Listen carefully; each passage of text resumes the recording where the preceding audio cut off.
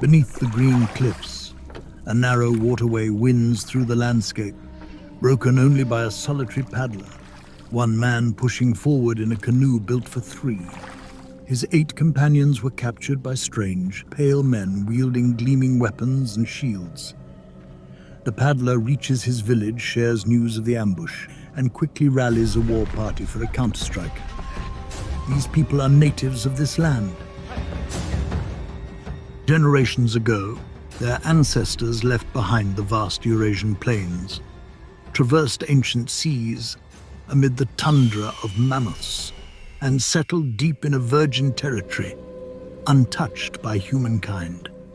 As the ages passed, the land bridge between the two worlds disappeared, splitting the hemispheres and leaving them in mutual ignorance of each other. Across millennia, entire civilizations, languages, and beliefs rose and fell in cycles. Meanwhile, the Vikings, hailing from Scandinavia, had already devastated parts of Europe and set up settlements on Iceland and Greenland. Now, they disrupt the long isolation of the Western Hemisphere, promptly executing their 8 captured Native Americans. This small group of Norsemen is led by Thorvald Erikson.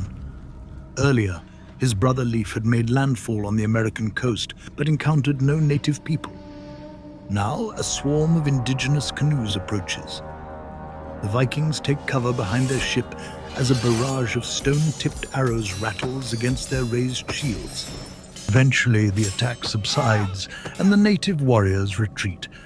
However, Thorvald Erikson is struck by a lone arrow that pierces his side. He asks his men to bury him in this foreign soil, marking his grave with crosses at his head and feet. After following their captain's final wishes, the crew returns to Leif Erikson's settlement before sailing back to Greenland in spring. But trouble brews once more. Distant sounds of iron clashing and lazy smoke plumes signal the arrival of more Norse ships. Thorfinn Karlsefni, accompanied by nearly 70 settlers, both Christians and pagans, arrives at Leif's settlement. A beached whale provides sustenance, and the newcomers prepare to spend the winter in their sod houses. As spring approaches, strangers emerge from the woods. Initially frightened by the Norse bull, the native people soon offer pelts from local animals, gesturing toward the Vikings' iron weapons. Despite their attempts to communicate, Karlsefni makes it clear he won't trade his weapons. Instead, he offers them milk from their livestock, which the natives find novel and delightful, trading all their furs before departing again. Karlsefni then orders the construction of a protective palisade. In the fall, the natives return in greater numbers, bringing more pelts. During the tense exchange, one native tries to grab an iron weapon, prompting a Viking to strike him down. The natives flee, but Karlsefni anticipates retaliation. He sends his warriors to lure them into the forest, where the Vikings spring an ambush. Axes clash with tomahawks, and arrows fly against shields. The Vikings overpower the native forces, leaving many dead. Karlsefni's group stays through winter, eventually filling their ships with American grapes and pelts before departing for home.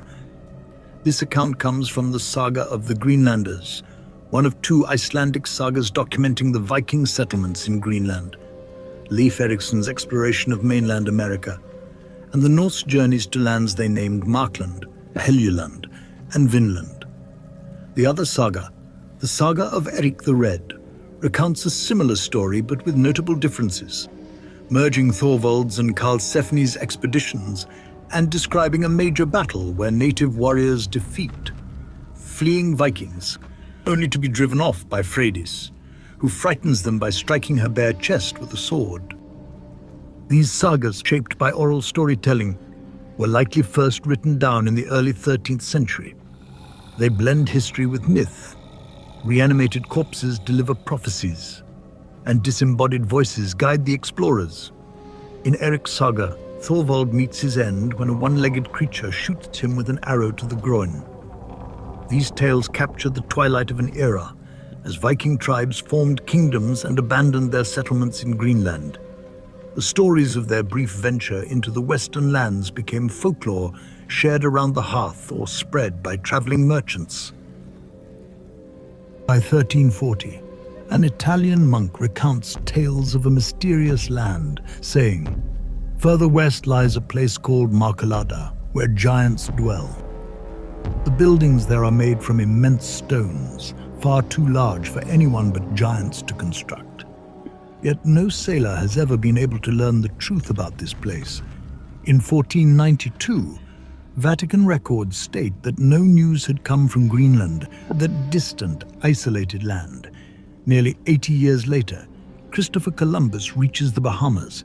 For centuries, many doubted that the Vikings had ever set foot on mainland North America until, in 1960, archaeologists uncovered ancient ruins in Newfoundland. Excavations revealed sod houses, a forge, and cut wood, all dated to around the year 1021. It's likely that the Erikson brothers and Karlsefni traded with indigenous people and led expeditions possibly reaching as far south as Maine or New York. Yet, after only a few years, the Norse mysteriously abandoned their colony, ceasing efforts to expand westward in this resource-rich land. Mapping their voyages suggests the Norse likely encountered ancestors of the Beothuk or Dorset peoples, resistance from whom might have been a key factor in ending these early European settlements. As the Saga of Eric the Red tells it, although the land was good, they could never stay there safely or live without fear because of the native inhabitants. So they decided to leave and return home.